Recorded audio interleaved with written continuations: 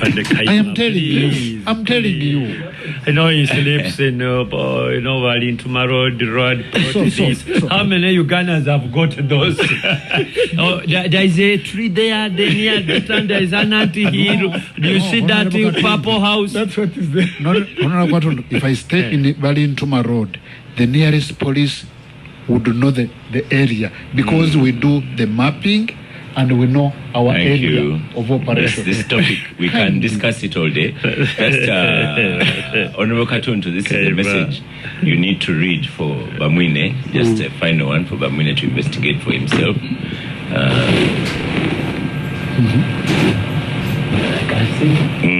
It says in Palisa, it's orchestrated. That's when you read it.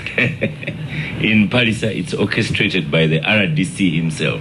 This one has been posted by Stephen Okiror. Why should you not read it? You see, Mr. Kaima mentioned it. In this country, once you're a government officer, you are not the alpha and omega. And the point is, RDC is a problem. Yes, that's why. That's the point I was making. RDC is a problem. So now part and parcel of the problem. So I'm picking it that the RDC in Paris has issues. So I have read my number. We shall pick it from there and investigate. Okay. Thank you. You may find they have, but we shall investigate. You'll investigate it. Yes. Okiro, he has said you'll investigate it. So, Honorable Katuntu, your friend, my friend actually, he was my friend before he went to Parliament. Honorable, is it Maokota, has been trending. Poor man. So, for you, what are you going to take down? Because you are going to say they didn't vote for you, so no, but you are going to remove I don't know what polls, you are going to remove the scholarships. No, this one has been there for some time. The other one has served one term. Yusuf Katuntu has been there. No, this one has been there, but the other one was one term. Yeah, I've just been there for a short time, only 25 years. So if Katuntu has been there 25 years, maybe he has planted 25 electricity poles and so on. So there's anxiety. There's anxiety. I might find people outside here. I think begging you not to remove things. Yusuf has been trending for two reasons. His reaction immediately after his loss, he just went viral. He moved from television, online publications, and radios, really expressing his anger about the outcome and with the voters. I think it came to him as a surprise, which is surprising to me. It is his first term, and maybe he thought he was entitled to a second term because he thought that once an MP does what he did, chances that to be re-elected are high. That's what he thought. My view is he has this matter you need to bring out. What he's saying, I have given scholarships in this village, 20 of them. How can I get to vote? Yeah, but who tells you that is the reason why people vote? It's very, very unfortunate that he's a newcomer to elective politics. He went to Maokota and somehow he won. And he thought he would do those sort of thing and he would get a long tenure like people like me. Unfortunately, the voters don't vote because necessarily of those reasons. I'll give you an example, Oscar. One of the reasons they gave the voters, his opponent, one was like, since he went to Parliament, have you heard him talk? And that became an issue. So they were not now, he was not answering about the solar systems and so on. It's like, what has he said in Parliament? And to them, that was a big issue he had to answer. Then secondly, the wave of NUP within Buganda, it is still on. It may not be as strong as it was the other time, but as of now, it is still on. So on the balance of probabilities, him not being NUP and then there was an NUP candidate, it was very easy for them to make that sort of choice. These are the sort of things you should have taken into consideration. So anybody, and I advise, who is seeking elective office, don't imagine that the sort of things of there is a road here, there is this and this, that will necessarily get you elected. No. People have different considerations, and that you need to keep in mind as you go for.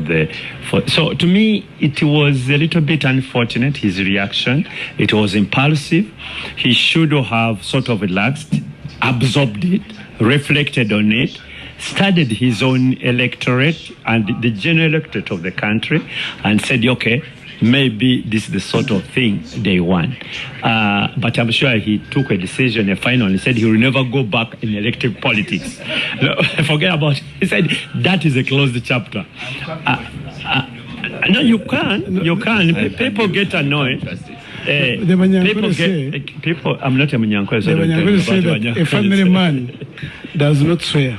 But to me, he's speaking out of anger because of the loss. Yes. Losing an election can be painful, but to me, it is natural and normal, because once you go for an election, there is no draw. It's not like a football match. You either win. You do the penalty. No, not necessarily. You either win or you lose. Like we in North Scott, we had an option of losing. We had to win or win. So anybody going, should you go with one side, I am going to win, and you lose, you will certainly break it down like indeed the Yusuf has. But time.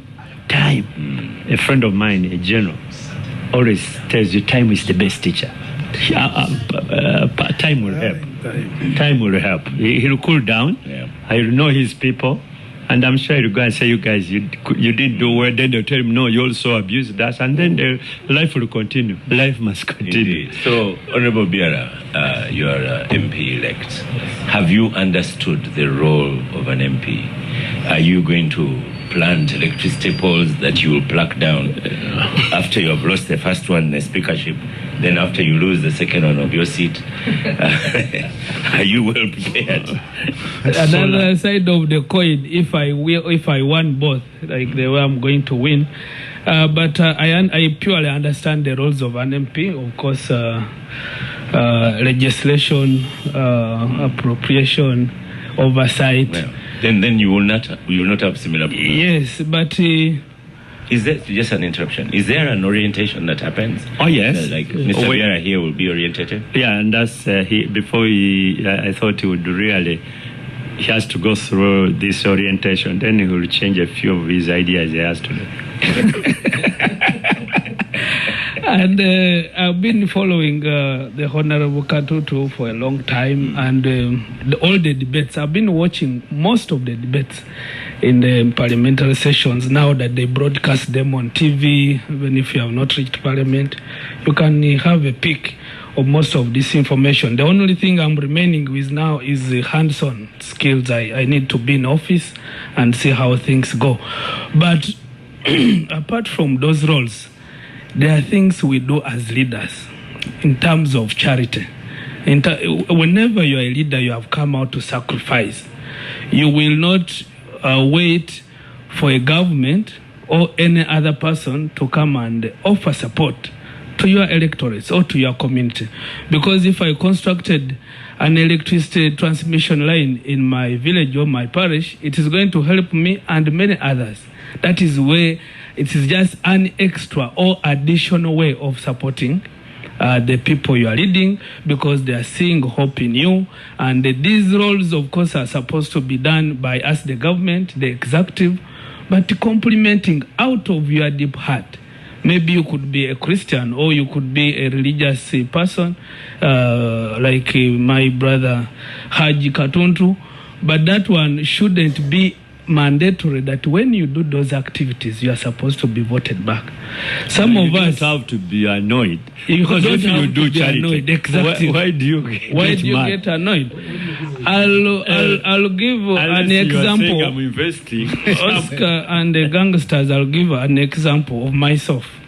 I went into electoral politics in 2018, and I did so many things on ground, and eventually I lost in 2021. But I didn't remove any of the you know, me, I was so much in climate change action. We were planting trees, we were doing boreholes, we were doing so many things. But I didn't remove a part of it. And I think it became, later on, You wanted to remove the trees. if it was my brother Nsibambi honorable, maybe he would have gone back to cut the trees. But remember, a tree you have planted or distributed, it is helping in carbon sequestration, it is doing climate change mitigation, adaptation. So why would you go and remove something that you offered with one hand? And in that way, it affected, I think, the Honorable Evelyn Anite in Koboko when she later on withdrew her ambulance after losing in the 2021 elections. Voters of Koboko municipality said, "Mommy, go but never come back." And I think the Honorable Minister respected that she didn't go. It also happened in my own constituency. One of the colleagues to Honorable Katuntu called Honorable Alex Burundo. He was in the tennis parliament.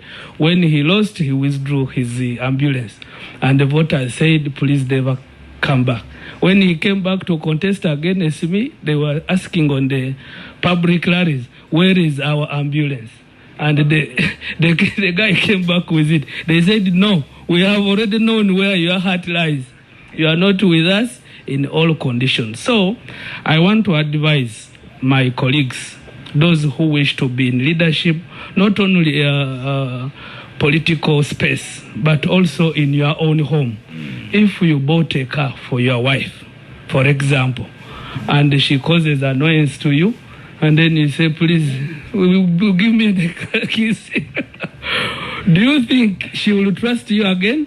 So at all levels, in terms of leadership, whether you are at family level, whether you are at community level or elective politics, please, when you give something, give with one heart, and God will pay you for that.